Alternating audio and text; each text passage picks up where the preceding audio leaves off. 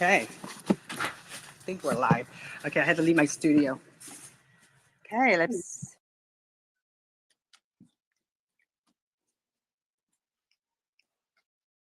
Move up a little bit. If you can see the gray circle, you can just tap it and pop in. Lisa, Patty, TK, can you guys just move up to where everyone's sitting? Yeah, thank you, Richard.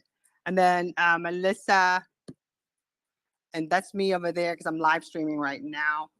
But okay, let's go ahead and start. Again, welcome everybody. I wanted to say welcome to the AWC SF co-working space. This is our new home and we love it. We really appreciate Richard, who is here in the room with us. He's the co-founder of Go Brunch. And today I'm gonna go ahead and give the microphone to Terry, who is our president. And again, my name is Tanya Schultz. I am the past president of Go Brunch, and I'm also the education director for Go. I'm having a moment here because my dogs, and I'm live streaming. Sorry about that. I'm the education director for AWC South Florida, and I'm also the past president of AWC South Florida. So the mic is yours, Terry. Hi, everyone. Welcome. We're going to start off with a breath meditation, a little breath work. So wherever you are, either you're standing or sitting or laying down or whatever you're doing, just get yourself comfortable and close your eyes. Take a deep breath in through your mouth. Hold it and exhale through your mouth. Another one, inhale, hold, and exhale. And one more time, take a deep breath in and exhale. Just breathe gently in and out through your nose, and you're going to just relax your face. Excuse me, relax your face, your jaw, your neck, your shoulders, allowing the stress to go down your arms and out through your fingertips. Relax your torso, your hips, and allow the stress to go down your legs, out through your toes, and you're completely relaxed. Focusing on the air going in and out through your nose, trying to get all the other stuff that you're thinking about out of your mind and just visualize the air going in and out through your nose.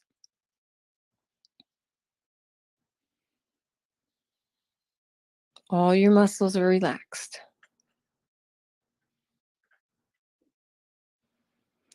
And as you're breathing gently in and out through your nose, any thoughts that come into your mind, visualize that they're just balloons passing through, just going up into the air and going away.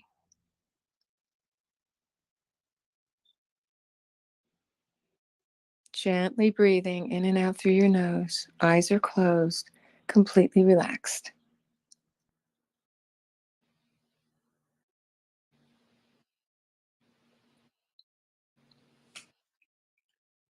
And then slowly open your eyes. Namaste. May the divine in me honor the divine in you. Thank you.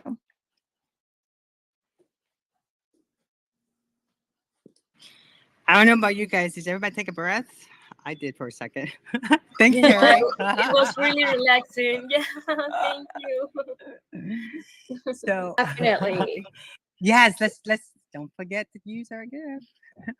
I always forget to do that, and like I think it's like one of the best part of being in Go Brunch.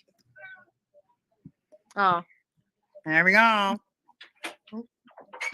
And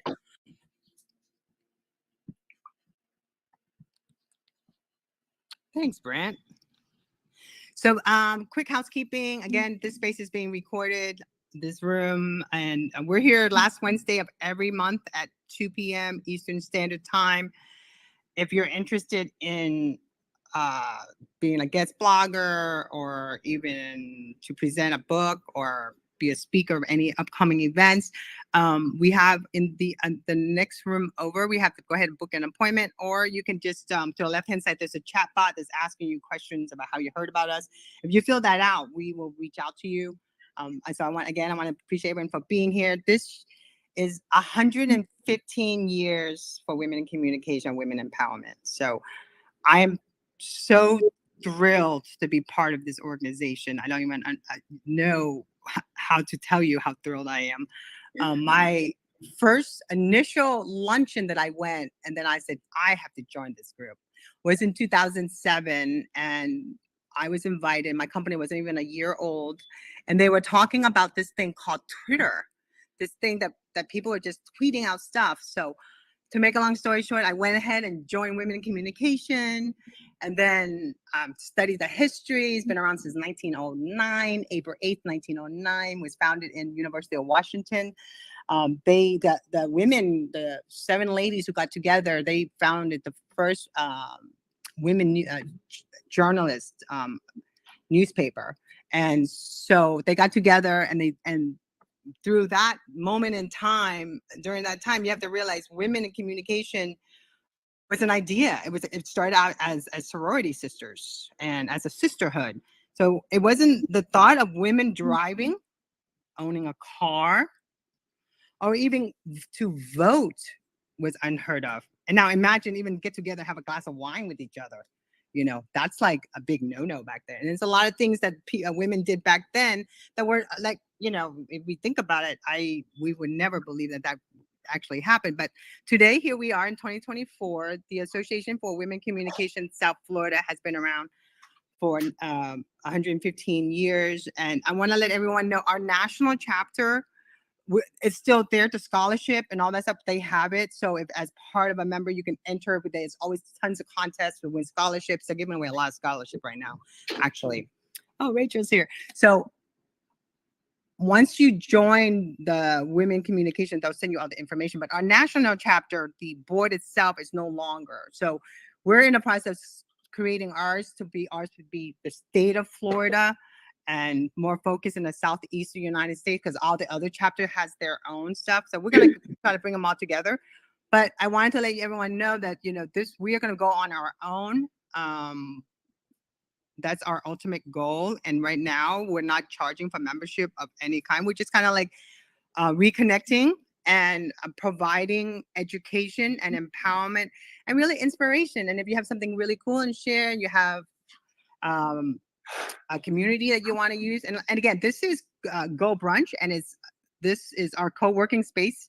So it means it's open 24 hours, and we have a private room for our members. So on that note, I want to welcome everyone, and I hope to see everyone again next month, the last Wednesday of the month. But I want to give the mic back to Emily, our communication director. But Emily, should I read your bio? I mean, you have such a long bio. Emily Taffel and I, Emily Taffel-Cohen and I have known each other since, oh my God, a long time. A long time, yeah. And she's been our president, and she became the president in 2015. And then she's been part of us. And then now she's been our communication director, and has helped us quite a bit in bringing more awareness to our brand and who we are. And our ultimate goal, again, is to empower as many women, no matter where they're at in their life, from early communication, you know, rising star to the retiree or to the professional. We want all women to feel empowered to learn and be educated and connect with each other. So Emily, can I read just a short bio, a short part of yours? Can I read that part? If you'd like to, sure. I know, but I want everybody to know, you know, like how incredible you are, and that we're very lucky to have you, and all the different things. And then Thank you. And then we have a VP. She is running a little late. So again, I'm Tanya Shows. I'm the education director, and Terry Michael, who just finished our meditation breathing exercise is our president. She's been with us since 2008. Hi, Terry. I don't know if she's here or not. She was here. She'll be right back. So I wanted to let you know that, so Emily Taffel is a marketing and publicity consultant, best known as the founder of Mugsy PR. Emily is also an experiential event planner, writer, wedding officiant, feminist, t-shirt maker, performer, road trip enthusiast, and avid car singer. She is a communication director for the Association for Women in Communication, the South Florida chapter, and a volunteer with Speak Up for Kids, PPC, which is Palm Beach County. Emily is the author of her first book. It's a children's book. It's called Don't Limit Me on What I Can Be. We did an event last month just so she can read a little bit about her book, which is incredible. I suggest everyone should get that for every person you know, especially if it's a child, because now, you know, what you wanted to be back then is not what you're going to be today. So, which aims to inspire children to learn about and be open to all the opportunities life holds. So, Emily, thank you for being here. The mic is yours. Thank you, Tanya. I appreciate it. And I'm super excited to be here today with everybody because I have been on the board for AWC for quite some time now, and celebrating 115 years is mind-blowing. And just seeing the impact AWC has had on my life and the lives of people that I know in communications, the resources and the networking and the connections to these incredible women has been amazing. So I definitely, if you're not a member and you're in this room right now and you're not a member, I would say now's your time to sign up because membership is free. And I'm excited to be here with the panel that we have today. So I'm going to read a little bit about each one of our panel members and then we can get started. We have keynote speaker and panelist Terry Nakamura, who's an author, award-winning graphic designer, a content creator, and a social media aficionado. Her book, Blogging on Instagram, Engagement Writing on One of the World's Best Social Media Platforms, explores the intersection of social media and blogging, teaching readers how to craft images and captions that foster interaction and organically grow their follower base. With her extensive experience and expertise, she shares valuable insights on the future of women in communications and the power of engagement writing on social media platforms. Next, we have Rachel Thompson. She's the author of the award-winning, best-selling Broken Places, one of Indie Reader's best of 2015 top books, and a 2015 honorable mention winner in the Los Angeles and San Francisco book festivals. Also, the multi-award-winning Broken Pieces, as well as 2 additional humor books, A Walk in the Snark, which I love, and Man Code Exposed. She released her 3rd Broken book, Broken People, in 2021, which won Best in Category for Biography for the Indie Excellence Awards. She owns Bad Redhead Media, creating effective social media and book marketing campaigns for authors. And she's the creator and founder of the hashtag phenomenon, hashtag Monday Blogs, and the weekly live Twitter chat, hashtag Sex Abuse Chat, and hashtag Book Marketing Chat, where she's helping authors learn all kinds of great tips to market their books. Next, we have Tanya, the absolutely amazing Tanya Schultz. She is the past president of AWCSF, on and off since 2007, and the current program and education director. She is an award-winning communication strategist who spearheads innovative campaigns using emerging technologies while utilizing AI. As founder of No Aging in 2006, Tanya demonstrated thought leadership by championing social media marketing all the way back in 2007 and live streaming all the way back in 2009. She even launched her weekly talk show, Social Chats, in 2010, doing vlogging and all kinds of interactive social media before any of us were even thinking about it. And in 2022, she gained expertise in the metaverse and integrated artificial intelligence into her work. She has been using the Web 3.0 platform to promote NFTs, art, music, and film since 2021. As of today, she's an immersive marketing expert using the Go Brunch platform. And we have Angela is here. Angela is a 29-year-old rising star in the communications industry. She's part of the Go Brunch team, working in social media, content creation, and digital marketing. She's pursuing her bachelor's degree and in directing of publicity and marketing. And she brings a fresh perspective to the panel. She's young and she's based in Lima, Peru. She's passionate about the latest trends in social media, AI, and digital marketing. And she has quite a lot of hobbies, which I love. She's in reading, painting, watching anime, playing video games, and showcasing just a well-rounded approach to life and communications. And we have Terry Michaels here, our vice president. And Terry is incredible. Terry is doing so much right now. Terry works both as a actress and voice actress. She also runs these amazing retreats for women. She is incredibly active within the health space, both as you heard with her breathing work and her meditations, in the mental health space and the physical health space. And she has been an extremely important part of AWC South Florida. And as our new president this year, we are so excited to have her with us. So that is our panel for today. And I can't wait to ask these ladies some questions. We have women from all walks of life and all generations here, and everyone using social media and communications and AI and different technologies in different ways. So thank you all for joining us.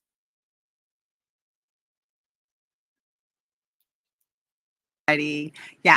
Okay. So we're live on Twitter, and so the YouTube, I unfortunately put it through my social chat. So I'm going to share it into our YouTube page now.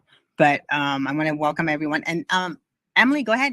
I email everyone the questions that we'll be asking. And if you have any questions that you would like to ask, go ahead and either put it in the chat box and ask your questions. I think even the chat bot has a thing that you can answer it too, but you have to go through all these questions. So, but if you have a question, go ahead and put it there and we'll answer it for you too. And then if you want to speak, I can go ahead and give you the mic. But Emily, the mic is yours.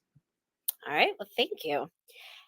So the very first thing that I want to ask everybody on the panel is, I think, the most important question right now, which is, what do you believe are the most significant trends or the most significant technology that's shaping the future for women in communications right now? And we can kind of go down the line. Terry, if you'd like to start. Terry needs to do her presentation. I just had a moment there, Terry. I'm so sorry. She's doing the keynote, and then we just Okay, I didn't know if we were going to jump over that since you said go ahead and start with the question. I would love for Terry to do her keynote. I wanted Terry to do the keynote because I'm sorry. I was just on. I'm trying to like tweet out. I'm trying to share it out and tag Terry. I was going, well, there's some of the stuff maybe in my speech, but okay. So Terry, she is our keynote speaker. I wanted her to share her thoughts. Her background is incredible at what she went through and where she went, what she did and where she went, and here she is and what she's doing now. And I think if she shares her story, you guys are going to be like, Terry, when I read it, I almost got to start crying because I was just so like, I was just so impressed and empowered by you. I'm just, like I said, I'm going to start crying in a few minutes here, so I'm going to turn off my mic. Okay. Well, so I'm going to take that as my cue to start, right? Good afternoon, everyone. I'm Terry Nakamura, and I live in Seattle. A while back, I was dubbed as one of Twitter's top 75 badass women. It's a label that still makes me smile because anyone who meets me would think badass probably isn't the first word that pops into their minds. Today, we're virtually assembled to honor an extraordinary legacy, the 115th anniversary of the Association of Women in Communications. It's a celebration of our collective journey and the vibrant future we're crafting, where women are the driving force of innovation and leadership. And let's be serious, haven't women always been leading the way? This event is just another milestone on our enduring path. We're here to connect with women who are not only leading the charge, but also breaking new ground, embodying the fierce strength and dynamic spirit that unites us all. Aligned with the national AWC's mission, this gathering is a salute to a century of progress. I'm thrilled to share insights along my distinguished fellow panelists, Rachel Thompson, Tanya Scholes, Angela Silva, Terry Michael, and our moderator, Emily Taffel-Cohen, each of whom has greatly enriched our field. Again, my name is Terry Nakamura, and I'm a writer and designer. I've spent my life in marketing communications, starting at age 17, when I worked after school in the Public Information Office of the U.S. Coast Guard, where a journalist took me under his wing. He knew I was interested in art, but thought it was a choice where I might have a tough time making a living, at least initially. He gently urged me to consider channeling my creativity to graphic design. He taught me how to compose and lay out copy and crop photos, and then he gave me a chance to design my first brochure for a Coast Guard icebreaker. When it came back from the printer, I held it in my hand and I was over the moon. That was the moment that I knew this is what I wanted to do with my life. I worked my way through college and graduated from the University of Washington in 1976. After graduation, I worked for a typography company that served designers, which is what I wanted to be. I was working in a related field, but I felt like I was on the outside looking in. So I planned to start my own design business. And I did when I was 24 years old. Nakamura Design was located in the Pioneer Square area of Seattle.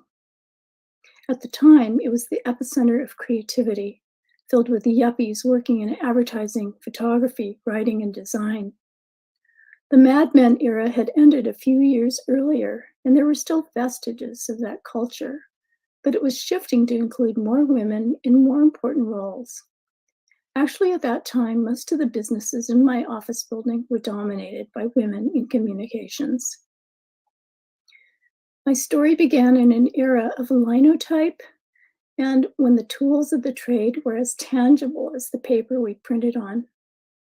20 years later, computers came into the picture, and many of my peers thought they would be a flash in the pan. Some even delegated this new computer stuff to their underlings. But I saw this new technology as something I wanted to learn. During my analog days, I created layout designs using markers, rapidographs, and X-Acto knives. However, I decided to buy a Mac II CI, the first of several dozen Apple computers I'd acquired throughout my career. I had to learn software like PageMaker and Photoshop 1.0 and much more. So my career has spanned an incredible evolution in the way we all communicate, kind of like going from the Stone Age to the Space Age. Social media became the new frontier, so I became a pioneer. My venture into the world of digital communication was a journey that led Business Insider to name me among the 100 most influential tech women on Twitter. This was a testament not only to my passion for technology, but also to the voices and aspirations of women who sought to leave a mark on the world as technology began to overshadow traditional businesses. My partnerships with powerhouses like the Consumer Electronics Show and Verizon Wireless were not just about promoting products, but about creating a dialogue, fostering authentic connections, and getting people interested and excited about the things I felt excited about. Blogging has been my pulpit and where I shared my writing. I was already in my 50s when LinkedIn, Facebook, and Twitter came along, and everyone else seemed to be a lot younger. So I was self-conscious and made it a point to conceal how old I was. People say Asians don't show their age, and I counted on that to maintain the illusion that I was still in my 40s. And now people are telling me 40 is too old? I think of 40-somethings as kids. In my mid-60s, I worked as the marketing communications director for a private school. At that time, I was immersed in social media and understood how it could help businesses and organizations. But I didn't understand that there was anything beyond the surface. Then came a pivotal moment. Along with a handful of senior women in leadership at my workplace, I left my job. At a time when many might consider retiring, I returned to college in my late 60s to study digital marketing and learn about SEO, HTML and CSS, how to conduct primary and secondary research, devise content strategies, and I learned how to create pivot tables and do exponential math equations. Let me just say, I struggled to maintain my 4-point GPA, and my math cat grade killed my dream. But the whole experience was a renaissance that sparked the next act of my career. Try to imagine this. You are a petite, old, but still with it, white-haired Japanese woman. You enter a classroom surrounded by teenagers and 20-somethings. You are older than all of your professors. And because you are really there to learn, you sit in the front row of every class. You arrive early and stay afterward to talk with your professors. They're delighted to have students who are passionate about learning what they're teaching.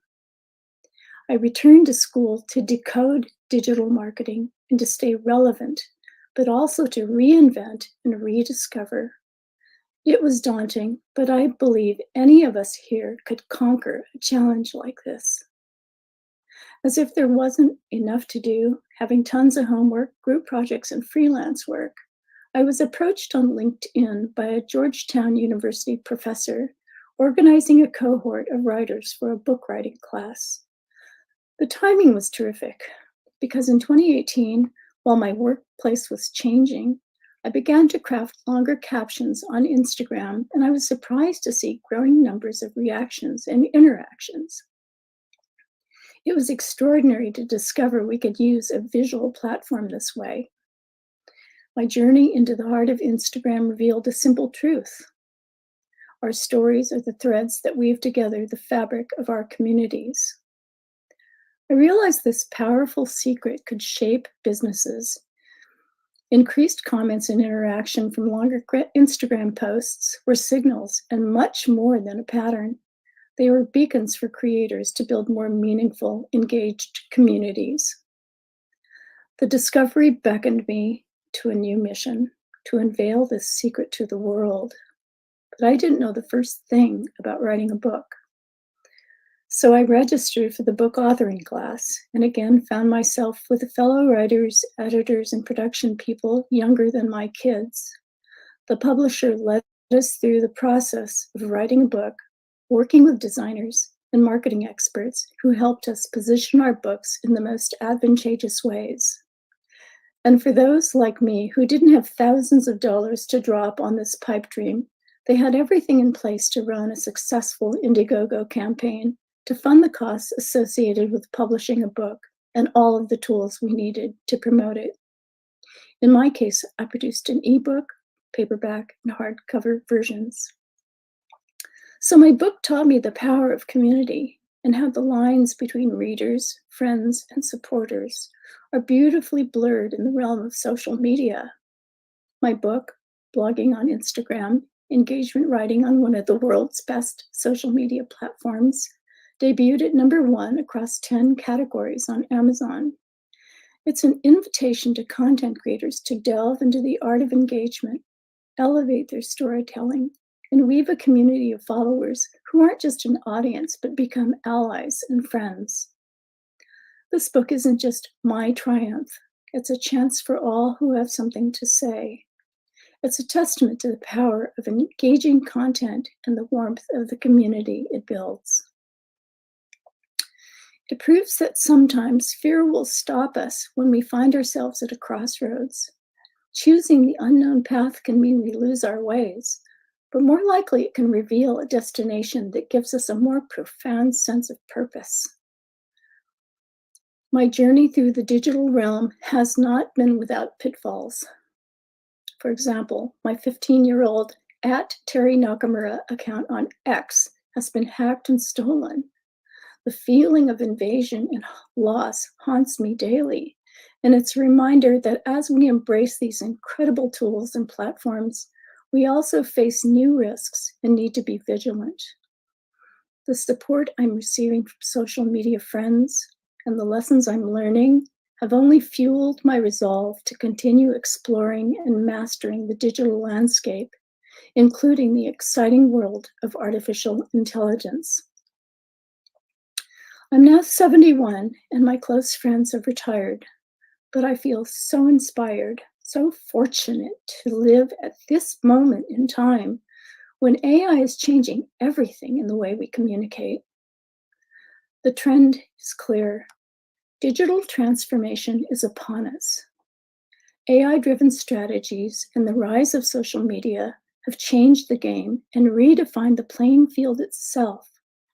We live in an area where our approach must be as nimble and dynamic as the platforms we leverage. I invite you to explore the AI tools as I have, with open arms and an open mind. As women communicators, we all flourish by maintaining a growth mindset. We need to continue learning, adapting, and reveling in the joy of expanding our arsenals.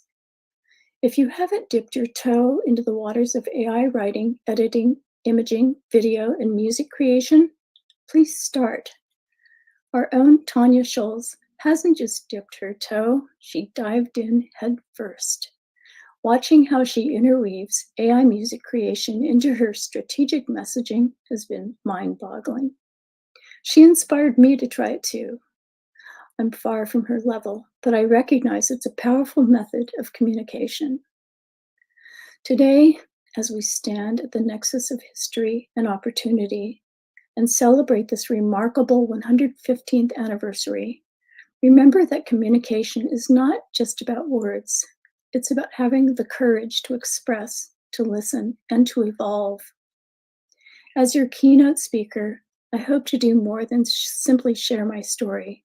I hope to ignite a spark of excitement and tap into the potential of our shared future.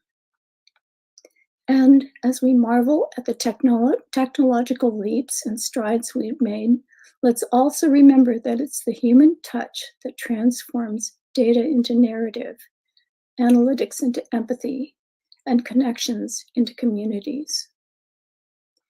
In each human comment and shared post, there's a heartbeat. And when I've spoken of reader interaction on Instagram surpassing anything in my 15 years of blogging, it's not the numbers that astound me. It's the realization that behind every comment, like, and share, a person seeks to connect, learn, and be seen. I offer you this takeaway. In the grand tapestry of communications, every thread matters. Every woman contributes to the strength and beauty of the whole. As we explore the future amidst AI-driven strategies and social media revolutions, let's pledge to remember the pulse behind our screens and the souls within the data streams. My hope is that when you leave here today, you'll feel renewed commitment to the stories you will tell and the lives you will touch. Let's continue to write, to design, and to connect. Because in the end, the future of communications is not about platforms or technologies. It's about people, and it's about you. Our panel today reflects a shared vision and collective action. It's about understanding the impact we can make when we harness technology and apply it to creativity and community. I'm honored to participate in this celebration of empowerment and our shared journey forward. And I look forward to connecting with you in our virtual co-working spaces provided by Go Brunch and to the engaging conversations that await us. As we dive into the discussion, I invite you to embrace the emerging trends, visualize the opportunities they present, and innovate with creativity that is the hallmark of women in communications. In closing, remember that each of us carries the torch of those who came before us, and it's our duty and our privilege to ensure that its light burns even brighter for future generations. Let's continue celebrating empowerment, creating opportunities, and leading with innovation. Thank you for allowing me to share my story with you today. Let's make the next chapter of our story the most impactful yet. Thank you, Tanya.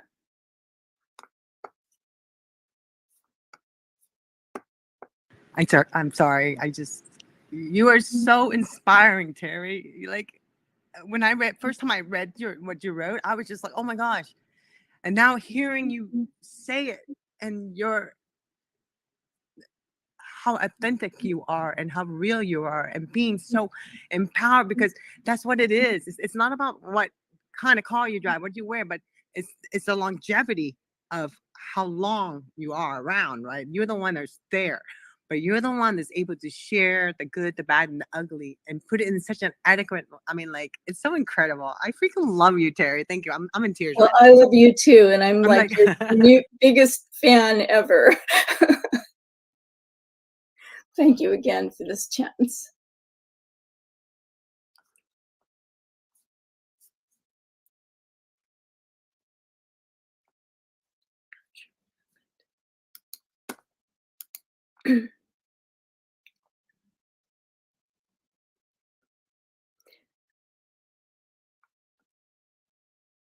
Does anyone have any questions? Turn off my microphone. I'm so sorry, Terry. I started crying. I'm so emotional over this. Just hearing you talk. You know, when I read your speech and stuff, the way you were saying, I read it. And I just picture every moment of your, like, I just saw like how you went, and you got to realize, Terry and I started following Terry in 2010 because my co-host, the dude Dean, and I had a show called Social Chats Follow Friday. And Terry was always talking about Terry, constantly talking. He's like, you gotta meet Terry. You gotta hook up with Terry. She's the one you need to know. And I was like, okay. And then we started following each other.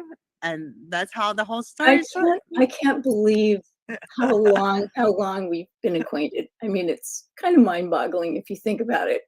Yeah, but you know the craziest part of them all, Terry, is that the fact that out of all the social media people, I'm the only one that's like so deep into the culture of NFTs. Like I know the ugly, the bad, and the really bad.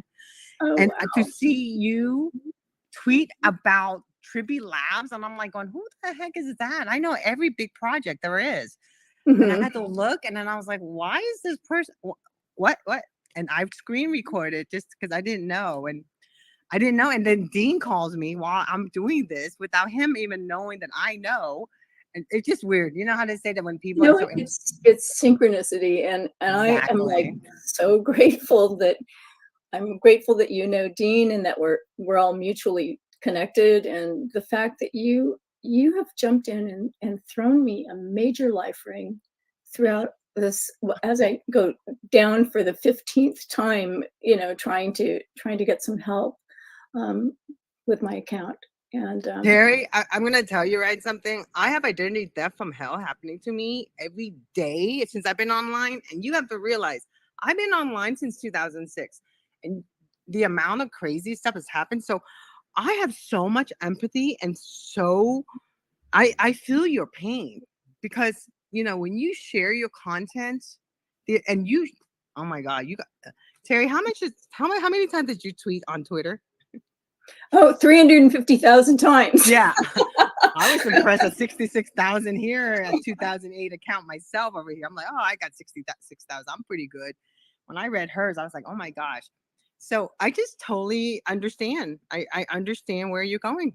So, and I'm so happy you're here. So the mic is yours. I'm so sorry. I had to show Terry some love, because thank you so much, Tanya. I just remember the day that I think I followed you first, because Dean kept on, you got to follow her. You got to follow every Friday. He's like, you got to follow her. And then he goes, did you follow her? And then he goes, did you see her Instagram? Did you see her Instagram? I'm like, every Friday, Dean and I did a show called Follow Friday, where we talk about anything that's trending all over. We talk about 4chan, but the pizza delivery, all the crazy stuff. So, and then Terry was always, he was always like, did you see what she posted? Can you? And then if you guys ever get a chance, I mean, she's finally got her account back, but she can't really post, but this is the real Terry. Well, But my account on Twitter still belongs to the hacker. My @Terry Nakamura account is not mine. So it's frozen. I think Twitter locked it or something like that. so I'm gonna put in your account, temporary account. But my temporary account is Terry Naka. I got it. But let's get back to what we're doing. I was just so excited to hear your voice and you talking and reading, and you know when you have a vision about somebody, when you write about them, you envision what they're doing. And so of course. So if you guys get a chance, I'll share it in our chat, but you'll see every blog that was written about each one of the speakers here had a picture to go with it based upon that. And so what I did was I took that and put it in Dolly. And because I trained Dolly quite a bit, her image was I have so many images, yours and Rachel's too, by the way, and Emily's, because that's just the exciting time we're living in. So Emily, the mic is yours. Get me off the microphone so I don't take over. You're the moderator. You're so funny. All right. Well, we do have about a half an hour left, so I'm going to jump right into it. And I think the biggest thing, if we're talking about how everybody's using new technology and what trends are shaping the future, we have to talk about AI, right? So I do want to know from each panelist, like, what do you think the most significant trends are right now? What are the innovations? What's the tech that you're using that, you think is the biggest trend at the moment? And if it is AI, how are you currently using that in your specific marketing or communications outreach? I can go if that's helpful. No, go for it. Okay, cool. Hi, everybody. I'm Rachel, and thank you for having me here. I'm very honored and grateful to be part of this wonderful group. It's interesting because in publishing, this AI has become a huge help and hindrance, because now there are just thousands of AI generated books being dumped onto Amazon and Apple Books and Google Books and all those places. So they have now had to come up with ways to identify and do these AI checks. You can write AI generated books and sell them, but you have to be transparent about it. So I'm not using it for writing books, just FYI. But what I have found to be very helpful was I've never really been good about a newsletter, monthly, weekly, whatever. Great about blogging, great about writing articles, but just couldn't get my stuff together to write a newsletter. And so I found Substack. I started writing on Substack in August. I have written every single week. I have about 3,000 subscribers that I've built in that time. And the reason I'm able to do it is because I use the Chat GPT just as a foundation. And this is where I think we can ethically use that as content creators. We can use it to give us information. We can utilize it to say, hey, create an outline for whatever it is you want to put into it. And as you said, Tanya, work with it, and it will learn your voice and it will learn what you like. And then what I do is I'll take that outline, basically put that into Substack, and then just completely redo it so that it sounds like me and it's not super generic. That's, I think, one of the things we're coming up against is the generic content that's being pushed out of these things. So you really have to use it, I think, in a way that matches and blends with your branding. And if it doesn't do that, then maybe it's not helping you. So that's how I'm looking at it. It's kept me consistent. I actually now have a sponsor as well that pays to advertise my newsletter. So for me, it's been very helpful. I have gotten a few clients from it as well. I love that. And I think, email marketing and having a newsletter and all of that is super important, because I say it on every single one of our weekly chats. If social media platforms go down, or like Terry had happen, if something gets hacked or you lose an account, how do you continue your communication with the people that are following you? So I think it's kudos to you for having that newsletter and keeping it going. Thank you. Thank you. One other quick thing I just wanted to add. I had an issue where Facebook suspended my personal account. And once that happens, if you're managing pages, I couldn't access the pages unless I went in through each client. So it is really important to have your own information, because we are at the mercy. I feel so bad for what happened to Terry.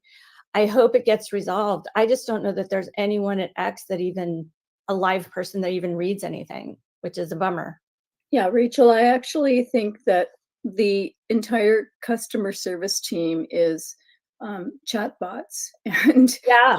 they're not even, they don't really look at anything. But I'm kind of in the same boat with you, where I use ChatGPT to generate drafts of things.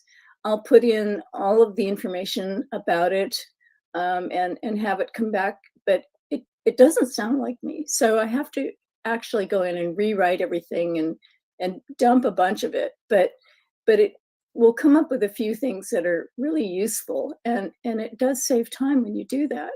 And another thing that I do sometimes is, when I'm finished with something, I'm not really sure about the sequence, and I'll ask it to take a look and reorganize it in the most effective way.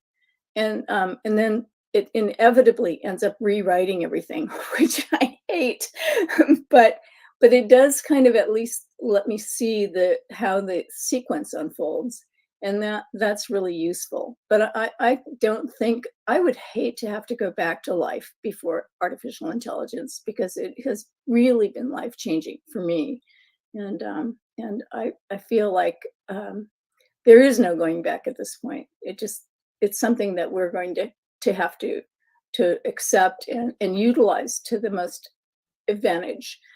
The second thing you mentioned about how everything could just explode one day, Neil Schaefer, who's very well known in the kind of digital marketing space, really lectured me about owned space versus rented space. And all the social media platforms are rented space. That means that they could disappear in a moment. But the owned space, like our websites and blogs, those are the things that we can control. Those are the places that we should be putting things. And I'm not so great about keeping up as you are, but you're inspiring me to use ChatGPT to help me be more methodical and more regular about the way I populate my own properties, because it just makes so much sense. It's a really great way to use it. Thank you. If I tell you this, like, as far as AI, if I tell you this, can you guys promise not to judge? We won't judge. No judging. We're not judgmental. Promise. Promise. Judge. So this whole event's all made by AI, by the way. Every event, every song, every video, everything. I'm the one that organized it and prompted, but like my ChatGPT has been with me since it was launched. And so I'm just obsessed. I mean, I had Grok and then they took it away from me, but because I made a song, because I made a song about Terry's hack, X-Files on Terry's hack. So they took my Grok away from me. But at the end of the day, I find No, Tanya. yes, no, I don't even really? care. I'm not paying for it. They took away my blue check. I don't know. I changed my profile too. So Oh I feel my so like, gosh. I feel like I feel like I've been so quiet and stuff. But at the end of the day, it doesn't matter. We are all rentals. Okay, no Yeah. matter what. And Yeah. really, it's how you make people feel when you're with them. No matter what they might see or feel or read, whatever, it's how you make them feel. No, I don't care. Are you kidding me? They're lost. I've been training AI for like a while now. I'm obsessed. I'm like, everything I do is like so planned, but it's not like about, oh, did you make money off of it? No. Can you do this? And can we pay you for this? No. Because I'm keeping saying, like, I want to have fun. My time is my time. I don't want to like be, what I create has to be about me. And so my whole AI is about me, like everything, anything that I study, right? So the more of my story, I don't know who I overstepped, but if you start using AI today, but you use it every day for the simplest thing, you teach it, you train it. When it's wrong, you tell it it's wrong, but you have to think of it like a certain way and then join groups with it. And I think that's where the most important part of, if you want to really utilize technology to fit your lifestyle and spend more time with your family. And sometimes I feel like, when I'm on a project, I have to finish it, because you can't just start a chat and then, unless it's depending what it is. but through utilizing technology to save time and efficient, and also kind of like open up, I don't know, take this the right or wrong way, but your third eye, where you just see life in a different way, with just all this information, but yet you know, family comes first, your friends, and do things that impassion you. And I think that's what AI does. And it's, you know, but you have to be careful too. So Well, I but agree. I think one of the things mentioning about being careful with it, Tanya, is, you know, what you feed, what's being fed into it is what's going to be coming out, right? So the more that you do work with it, the more that you train it for yourself, you can even add blocks of your own writing and say, here's a sample. So you can train it to have more of your own voice, but you still have to be cautious with what's coming out.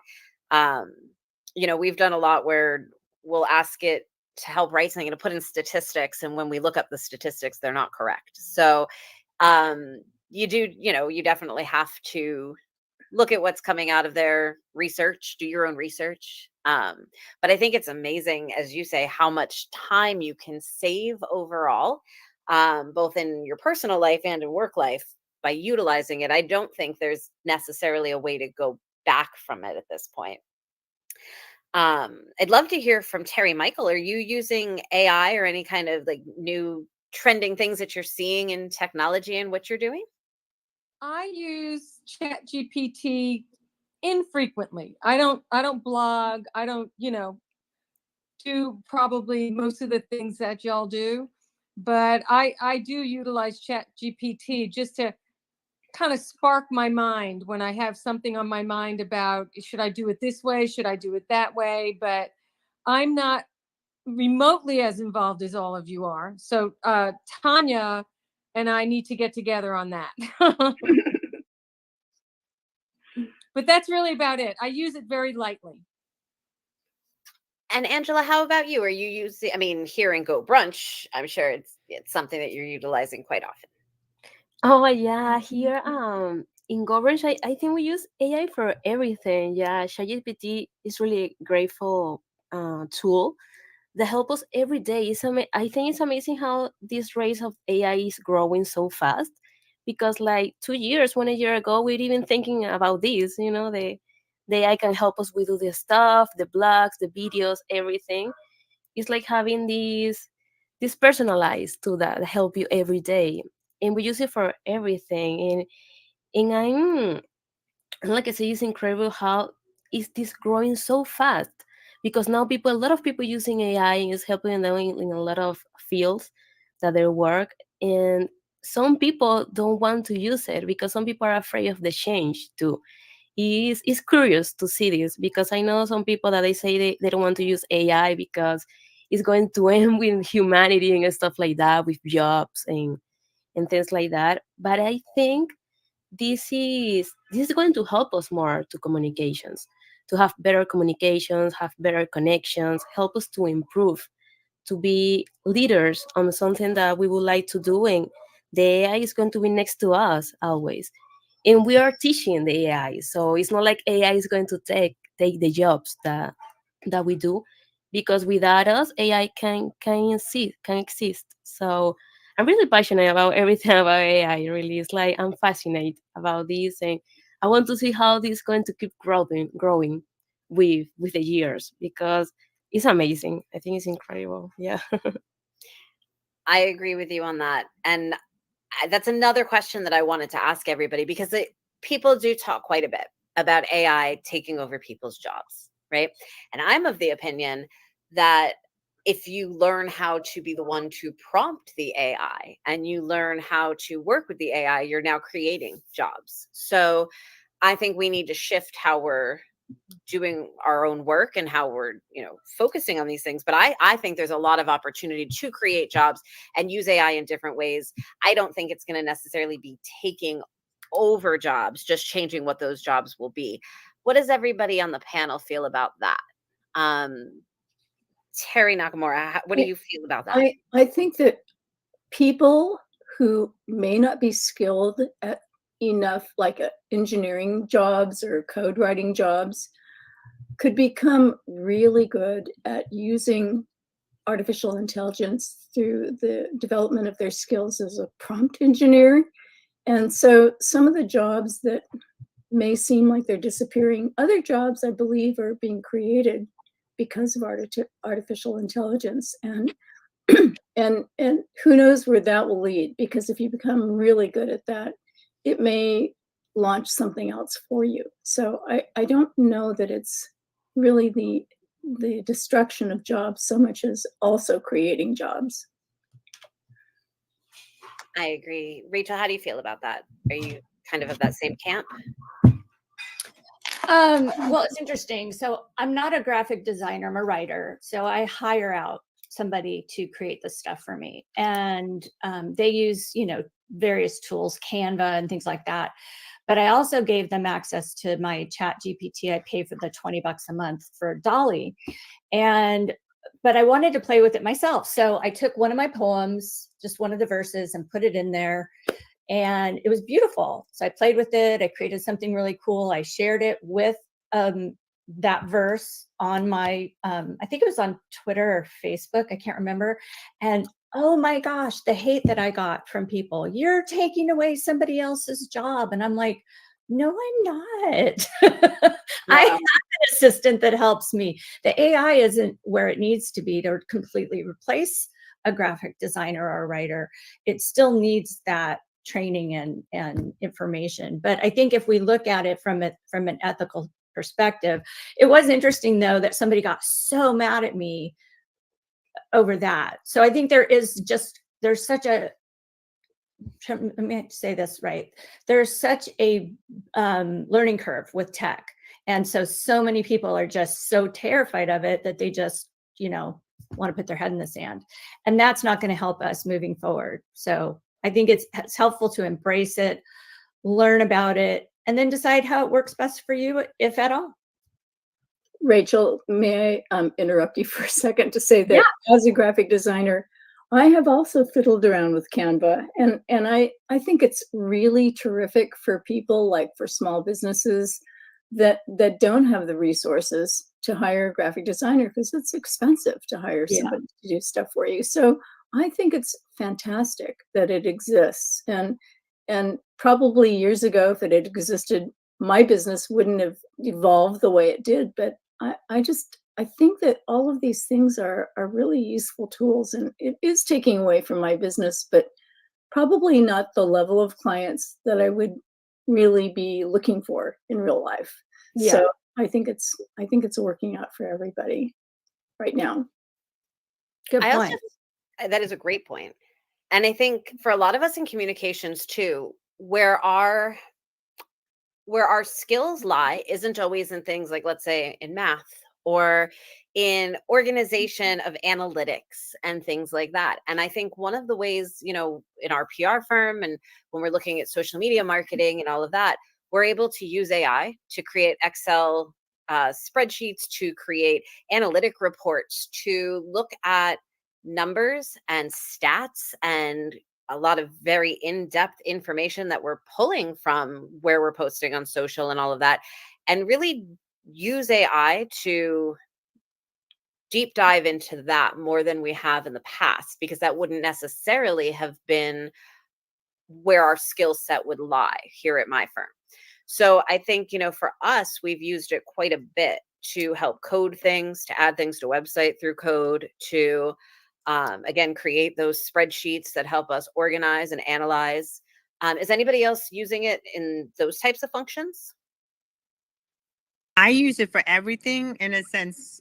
I can, like, depending what I'm looking at for the moment, I can create a whole, literally now because of AI, in 2 hours, if I write a blog, and I already know, since I've trained it exactly, like SEO keywords, key phrases, there's like certain things that AI needs to know, that, like, if you understand the prompt, whether it needs to know how it needs to write a certain way, you can actually have it and you practice it. And then, I write a lot about everything, longevity to music to NFTs to technology to whatever. But the thing is, I come up with the idea, I write most of it, and I'll let it come in and just organize it, make it sound a little bit prettier, and makes it. And then from there, I'm the one that goes, oh, let me check out the Suno, which is the ChatGPT's version of making music. So let me check that out. But first, let me check out Dolly first. And I think I'm going to take this blog and say, hey, ChatGPT, do me a favor, make this into a verse. I want it to sound like disco, a little funky, throw little drums in there for me.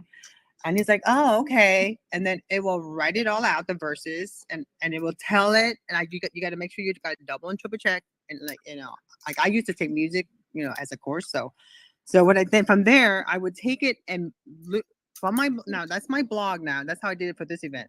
Take the blog, it was done. We wrote everything. It made my pictures, did everything already. It's tweeted out, Facebook, Instagram, 3 Facebook, three of everything. So you can choose whatever you feel like choosing. And because you don't want to sound like a robot, you want to sound like it's your language. So the AI, since you've been teaching it all the things that your business that you're into, that you like to do, its job is to be able to give you information right out. So the more you use it, so I have mine going all day. Like my Dolly cuts me off and tells me I have to wait for 9 hours. I mean, that's how much I use it. So, but I literally from there, I got the verses, the picture album, the music, everything. And then if I like what I listen to, I can create a bigger album, and then I can create another one. I'm making a whole album. My mom's dying, and I wanted her to like feel in live, but listening to the music that she loved about her herbs that she grows in her garden. And so I'm making a whole record about it. And like, it makes me feel good. And I write a blog about it. It goes in my health section. So again, AI is not here to take people's job if they know how to use it properly. Just like when you ask Siri to do something for you, or your Google, or whatever you're using on your phone, eventually all those systems will become your personal AI. So what you use today, if you continue using it, just like our social network, like that too. But the problem with now is that if we are not careful, what we're seeing, or is it AI making it for us? You know what I'm saying? Like with the algorithm, is it done by an AI, or is it by our peers? Because remember, in the old day, I used to like love tagging all my friends because I knew when they logged in, they saw my stuff, right? It was cool. We all knew each other, and we're all into social media. If you care, you share, and which is not a big deal. Nowadays, it's like, oh my God, I can't believe that person tagged me. So now I try not to tag nobody. So it's like, it's we're living in a different era, but with AI now, we can make anything, and we can create anything. We can have a job. We can develop anything. If we have Claude, I think, saved my mother's life, and she was just in intensive care, and the doctor missed everything. And I just, kind of like figured it out. And the only thing I feel AI is good is because if you're knowledgeable of life, I mean, like you experienced a lot, you like had true experience, AI will be your best friend because it's going to be able to help you remember and organize what you used to do or did or what you wanted to do. So that's my thought. Absolutely. No, that's a really great point. And looking, I mean, as you're talking about like things for your mom and healthcare and different things, even just outside of communications and all of that, coming back to it as women, right? What's being fed into AI does come from humans. And in our society right now, we have some bias often against women. There's gender issues, there's the gender pay gap, there's all kinds of different things that women deal with that, men simply haven't had to in the workforce and in societal, the way society thinks about women and things like that. And so that unfortunately does get fed into an AI system and things like that. So I want to know, what strategies or what would the women on this panel suggest to other women to be able to use social media or AI or technology in general to help overcome some of these issues, to help us get away from the gender bias and all of that?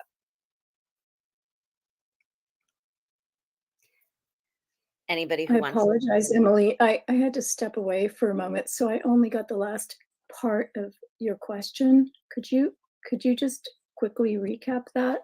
Sure. Asking like what strategies can women use to overcome some of the challenges that exist? So for women, things like the gender pay gap or just an unconscious bias in general within the industry. As I was saying earlier, what's being fed into AI does tend to be what comes out. So are there strategies or ways that what we're feeding in can help us to overcome that? Well, that's a really good question. Can we ask ChatGPT what it thinks should be done? That's an interesting question, Terry. I like that. Yeah, but I really don't. if I was going to do anything, I asked Claude, because Claude is founded by the brothers and sister team, Claude AI. And they seem to me a little bit more balanced. I mean, ChatGPT is good if you want to in a hurry, you want content, you want pictures, you want all kinds of stuff. Yes, but like to truly have to train something that really gets you, I feel Claude.ai out of all the AI I've ever trained is the best one. It's the free account. Oh, you pay $20 and you get Opus 3 or something like that. But either way, they're all good. But I think the problem now is that we need to like teach and also explain what AI is. It's like the simplest, and people either get afraid, they feel empowered, but then they don't quite understand it. It's like getting in a car and driving, you know, like believe it or not, it's kind of dangerous. You don't know what you're doing. I mean, that's what AI is about. It's like, or getting behind a Tesla and not knowing what you're doing, you know, and you don't know what's going on. You're just getting in the car and you're doing, but maybe in the future, because the technology would be different. But the same thing like today, AI is at its infancy. And if we don't have one and teach and do what we're in, like I do a lot of writing. I'm in communication. I just do stuff because I enjoy it. I enjoy learning and developing and creating new ways to dissect an information and get people to see it or read it. And, you know, and like I said, we're renting on social media. The whole idea is to get people together and talk. And this is what we're doing. We're talking. But I feel as women are doing really well on social media too. But the problem with us is we need to learn to ask for what we should get. We're doing too much for everything because we want to be everything for everybody. I have that problem. I'm the first one to tell you that. And for AI, we have to look at who's on the board of the company that runs these AI, because at the end of the day, what are they learning? You know, what are they learning? What they're using? I'm kind of curious what Llama, different things, but you will find out each AI how it will tell you, so that why it can't do something based on this. But really, at the end of the day, women would do well because we know how to multitask. We can multitask more. It's just the way our brain's set up in our brain, in our skull. That I'll give you for sure. That I agree. The multitasking side for women. I did take Terry's suggestion though, and I just typed into ChatGPT what strategies can be done to help women overcome a gender bias in communications, right? And what it came back says, and I mean, I like the answer at least, to help women overcome gender bias in communications, fostering awareness and providing training on unconscious bias can be beneficial. Additionally, promoting equal opportunities for speaking and leadership roles, clear communication guidelines, and encouraging open dialogue about gender-related issues. So nothing, you know, groundbreaking or new, but certainly what we try to do here at AWC and what we try to do each week in our talks. So I do appreciate that. But I do think that there are strategies and things, you know, getting in general, getting more women into utilizing these technologies means that those just, you know, the information that is being put into the systems, that is being put into Claude or Chat GPT or anything, is going to come from women as well as men. So that helps to balance that gender bias as well. Women would do that because we love having something organize us. It's just the way we are. We either calendar, sticky notes, you know, our phone, our iPhone, something like that. And once we're comfortable in doing it, this is my attitude. When people ask me like, well, what do you think about this person? And like, I'm teaching a 77-year-old man like to run his big, it's called Healthy Aging Show. It's a huge show. And you know, like, I just can't believe that he's using Claude now. He's done Gemini with me. So it's like a journey with us using AI together. But the fact that he's picking up so much because he had so much experience. And that's why I'm telling people, the more experiences you have, don't be afraid of it. Inspire to it and learn from it. Whatever, if you don't like it, just at least, you know, see what your AI thinks. It might come up with a different idea that you should be doing instead of not doing. You know, that's so I think that's what people, women in general need to realize that. Sometimes we stop what we were doing too short of a time to realize we should just keep going, maybe a block, and we'll get there. Right. Yes. Sorry. No, please go right ahead. Yeah, I want to add something. I think right now with the social medias and everything help us a lot too, because like this, we can create like an environment and a brand where we can have more inclusivity and have the the option to share our insights, experience, and connect more with other women too. That maybe they are through these situations, maybe in the workplace or around where they live. So I think brands like this can support women too and give them the advice to know how to affront these kind of situations too. I think that's a fantastic point. And I think virtual spaces like this allow people to show up a little more authentically as themselves as well, Yes. which helps with the human to human connection. I heard a statistic that about 61% of people do not show up as their authentic selves to their workplace. So where you're spending most of your time, unfortunately, which is at work, people are not showing up authentically as who they really are. But I do feel like in virtual spaces like this, where you can come in and you can find a niche group of people that have a passion about the same topic that you do, and you can come in and have these open and honest conversations. It gives you the opportunity to be more your authentic self. And I think that opens you up more as a, for diversity and inclusivity, and more people that wouldn't necessarily be as comfortable perhaps in a real life group setting, let's say. Yes, I'm totally agree. Yes. Love this room. I'm sorry. I'm staring. I'm like, oh, God, I love this room. I guess the whole outline, everything, for a press room. I just like, Emily, what are your thoughts on the press room?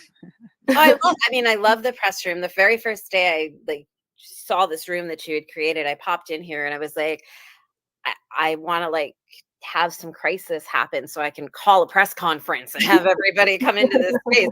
It's just on a PR level of things. It's so cool to be able to have something like this. Yeah, I think it's amazing. Canva made it. Magic Media. Yeah, I use Canva. It says Magic Media is one of them. Yeah, it's amazing. Yeah. Amazing. It made this room. It's incredible. Yeah.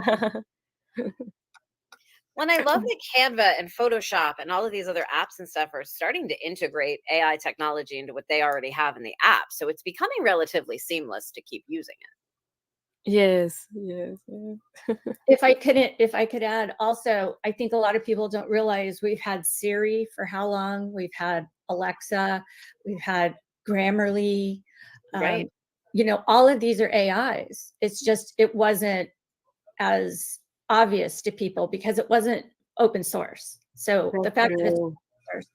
The other thing I wanted to add is two of my authors are New York Times bestselling authors, and their books have been fed into the AI. And so there's currently a lawsuit against not just ChatGPT, but many of the big writing tools who are using these people's books to train without any kind of copyright or permission. So there are some really ethical issues, I think, that have to get solved before it will be much more widely adopted. That's my thought anyway. Rachel, is that you speaking? Yes.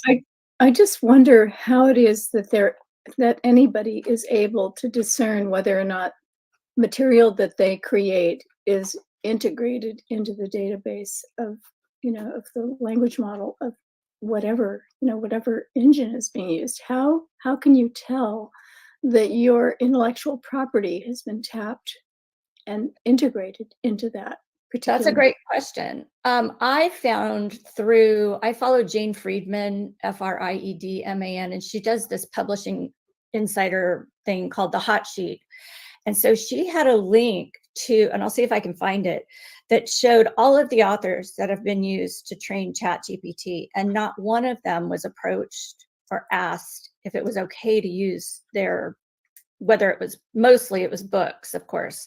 So I could say, write this story in the style of Barbara Delinsky, who's one of my clients, and it would write it in exactly her voice. And so that's where I found out who was actually listed as having been used to train, but I have to find it. So Rachel, one of the things that I was doing when I was first messing around with this stuff is I asked ChatGPT to write something in the voice of Ryan Reynolds, because I think he's really funny, clever.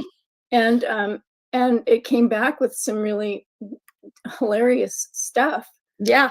But I feel like Ryan Reynolds has put so many things publicly out into the world that weren't like originated as copyrightable information. Yeah. So is it possible that some people have done interviews and stuff like that where their words have been publicly put into a blog post or article? And I mean, anyway. Yes, because it would show who the author was, and it would also attribute where it was showing up on the site. So, like let's say you wrote an article on the Today Show site, it would still say your name and the Today Show. So from a copyright purposes, then you're safe. But if somebody says, let me use this article to write my own article, take this information and put it in my voice, if it's in the public domain, I don't know how there's any way to get around that. Yeah, I think it's problematic for sure. Mm-hmm. Yeah. So we have just a few more moments left in the space for today's event. If anybody who's here listening has any questions, please feel free to send those through to the chat and we'll get those answered for you. One of the things that we like to address every time we all meet is to talk about, for women who are, or girls who are upcoming into communications and just starting out their careers, what would be the number one piece of advice that you would give to them coming into this industry right now? And let's start again right next to me here with Terry. I would just say be fearless. I mean, I think fear prevents us from doing and trying so many things, and just to push forward. If you have the slightest interest in pursuing something, to just go for it. And that's, I think, the most I can think of that would probably work for most people. I think so too. I think that's fantastic advice. How about you, Rachel? Gosh, well, not a Reagan fan, but I do like his quote, trust but verify. So I feel like that's really important, because I think, Tanya, you mentioned there's so many people that want our money, and they give us the sob story, and then we tend to believe them, and then we get nothing in return. So I feel like if you are going to trust somebody or work with a group or work with anybody one-on-one, do your due diligence, look them up in Google, see what they're writing, make sure it's a good fit, do all that before you ever connect with somebody. Because I feel like I didn't do that earlier on in my career and ended up in some groups that I would never have been a part of. But I thought, oh, well, they invited me, so I'll just go. So I think we have the option to be very discerning. And the other thing is, I think for anybody going into business, is know what you're good at and know what you're terrible at. And that way you can hire out and delegate for the things that you don't enjoy. I think that's such good advice, because so many people come in and forget what we call like their zone of genius, right? Like what you're phenomenal at, what you came to this business for. And then you try to do all of it, and there's not enough time in the day, and you get burnt out. You learn the passion, you forget the passion for what you initially are phenomenal at. Yes, exactly. I think that's great advice. Tanya, how about you? What piece of advice would you give to women and girls coming into the industry? A mentor. I think that was my biggest thing for me, was finding mentors. I had mentors all through my life, and I always say, if it wasn't for this person, I wouldn't be where. And if it wasn't for them, I wouldn't be who I am today. Because every lessons I've learned through their life lessons, so much more better than it is for me to experience it. And also, it's so good. Like Terry had a mentor, to help her start out, and I think that's the most important thing.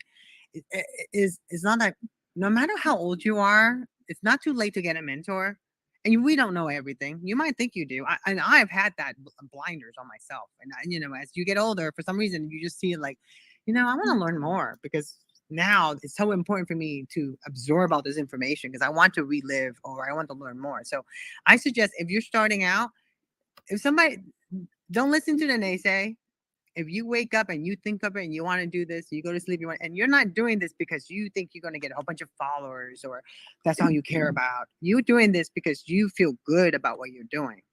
I think that's where you want to go at. Not what other people think of you, but more about what you think of yourself. So just do it, like the Nike's commercial would say, right? Just Right? do it. Yep. Yes, absolutely. And nowadays you can just do anything. Just do it. You can make a career out of it. Terry Michael, how about you? What would your piece of advice be?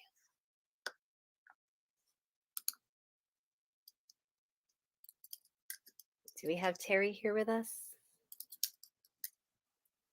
She might have stepped away for a minute. And Angela, you are Emily, Oh, yep, here we go. Hi, Terry. I missed the question. No worries. I was asking if you had one piece of advice that you could give to girls and women coming into the industry for the first time, coming into communications, what piece of advice would you give them?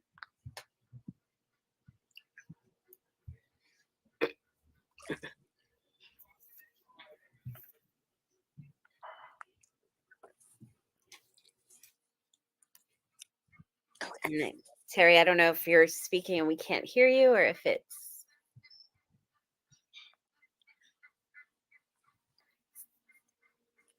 Tanya, I'm not sure about her microphone, but I'm going to go ahead and ask Angela the same question.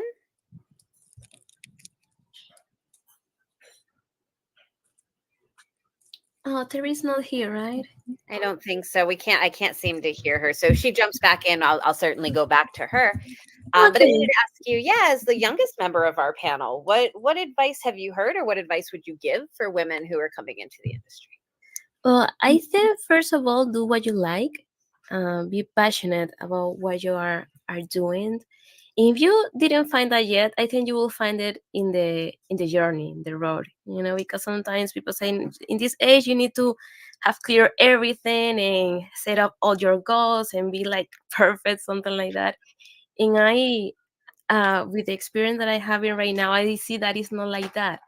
Right now I'm doing something that I like, but maybe in the road I find something else that I can like it too, and I can renovate myself too. So I think is principle belief in yourself, in your skills, and what the things that you know. And maybe if you know with that you can have a recurring revenue, you can create your personal brand, because right now I think that can give you a really big value in social medias. Creating your own brands, people can know you. You can give it advice to other people. Creating your community, it can help you to grow within, and you will be growing too. So I think it's a long road, but never stop learning. I think something too is like always being curious and always keep learning every single day. I think that's something really, really important. I love that. And I think that's great advice, seriously, for any age and in any industry. Like, keep learning, keep your eyes open, keep seeing what's out there. I think that's all phenomenal advice from everybody. I would say for myself, the biggest piece of advice that I've learned along the years and that I'd give to anybody coming into the industry is stay persistent. We all get imposter syndrome. There's going to be days when you feel like you're just like nobody knows exactly what we're doing. Everyone is trying different things and learning along the way. And I say, like, it's just join the journey, jump into it, join the journey and stay persistent. And it works in a rotation. You're going to know some things more than other people, and you're going to learn some things from other people. And I think that's the beauty of all of it. So we are definitely at the end of our time. So we're going to wrap it up, but I'd love to quickly go through and just have everybody tell people where they can find you on social media. Okay. I can say my link. Yes, sure. Okay, let me see it here in the chat.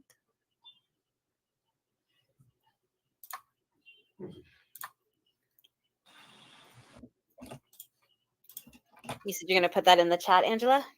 Yes. Oh, perfect. Okay, great. That's my link to connect together. Yeah. Wonderful. And yeah, if everybody wants to add that to the chat, and you can, of course, find AWC on Facebook, Instagram, Twitter, of course.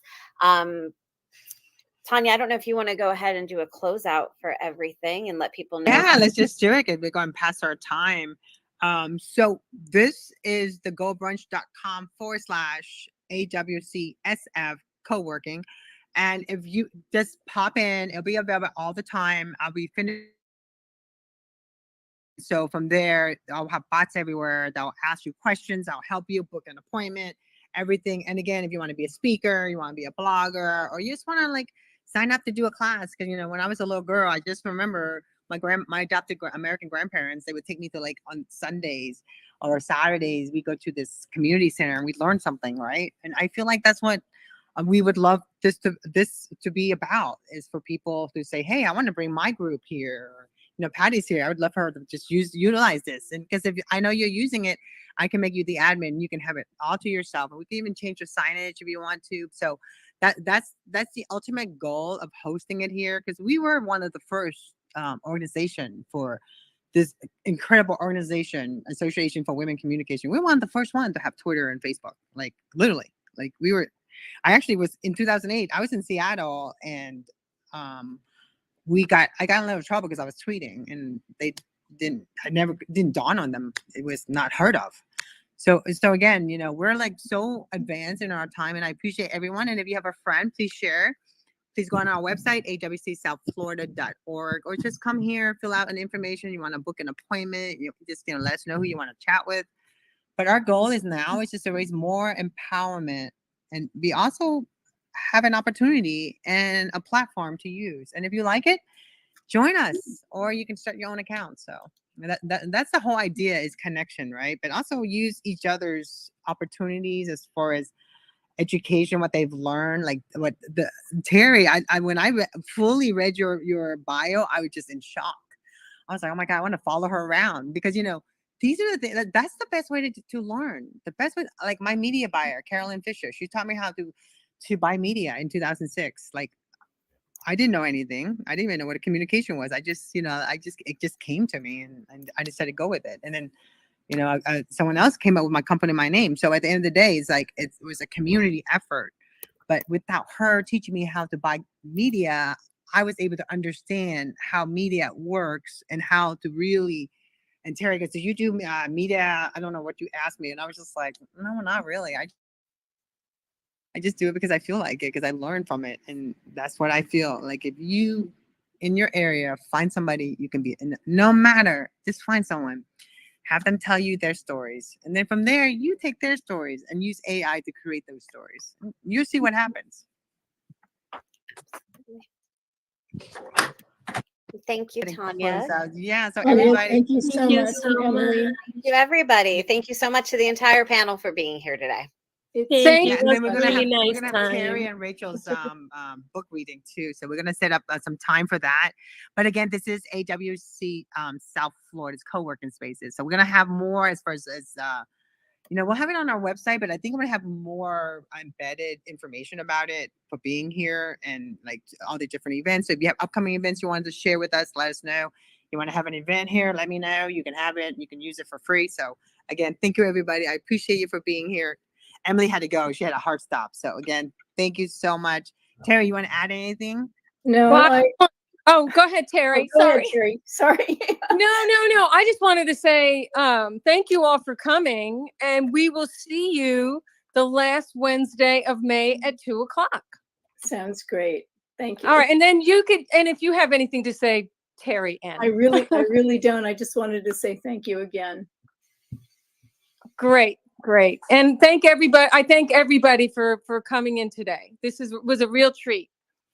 Thank you so much. It was really a Alrighty, beautiful thank you. time. Thank you. You're Thanks, welcome. guys. Thank you. Bye.